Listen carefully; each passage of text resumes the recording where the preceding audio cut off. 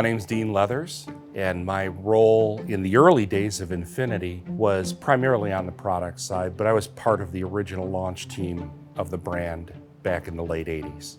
My basic responsibility was product communication, which means to create and tell the stories around the product and the brand that would be used in marketing and PR and things like that. The team that I was part of was an extraordinary group of individuals. Bill Bruce, who was the original head of the Infiniti division, inspired us to bond as a family. What was remarkable about them was the chemistry that we had. There was definitely a lot of camaraderie, a lot of fun, and a lot of hard work. Many of us still keep in touch, even today, more than 30 years later. We willingly worked the long hours, and we willingly sacrificed, in many cases, other aspects of our life because we wanted to. We didn't have to. Nobody told us to. Nobody told us what time to come in or what time to go home. We just did what we felt was necessary for our cause, for our mission. This was something that many of us, especially Bill, had wanted to do for years. But for him and for us, it was about people. It was about not just the customer, although that was at the center of everything, but the people in the brand, the people on the team.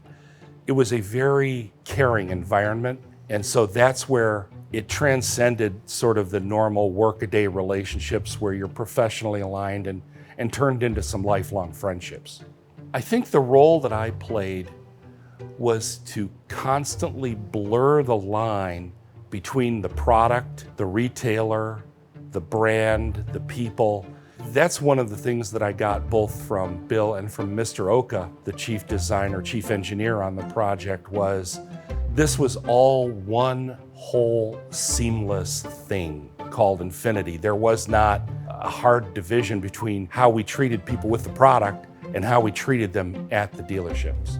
When you think back to the mid-'80s, when all this started, Japanese cars and Japanese brands had just begun to earn their stripes as high-quality, high-value vehicles. The luxury brands at the time were dominated by the Europeans with Mercedes, Jaguar, BMW at the high end. And on the domestic side, you had Cadillac and Lincoln. And that was really what led to the Horizon Task Force, which was the study team to determine whether or not a Japanese brand would be viable in this country. Can we, Nissan, sell a luxury vehicle in the United States and make a go of it? Looking out to what could be, looking out to the edge, and then maybe looking a little bit farther. And that horizon idea is very applicable to the feeling that we had of not just trying to sell more cars tomorrow, but looking at the horizon and what could be. And that eventually translated into the name that we chose, the brand logo that we chose, of the roadway symbology heading out toward a horizon. No other brand had ownership in their philosophy, their core philosophy, much less in much of their marketing. And so if you look back at the definition of the total ownership experience, the major points only included one on product. Everything else was people, treatment, service. This was unheard of. And I think that was very inspiring to a lot of us, is to know that it was something different. It wasn't just another car. What I really got excited about with Infiniti was this idea of breaking the mold and doing something different. I had spent time in product planning. I had spent time in manufacturing and engineering. So I was always working on things that were next. And I loved that part of it. I loved thinking about the future.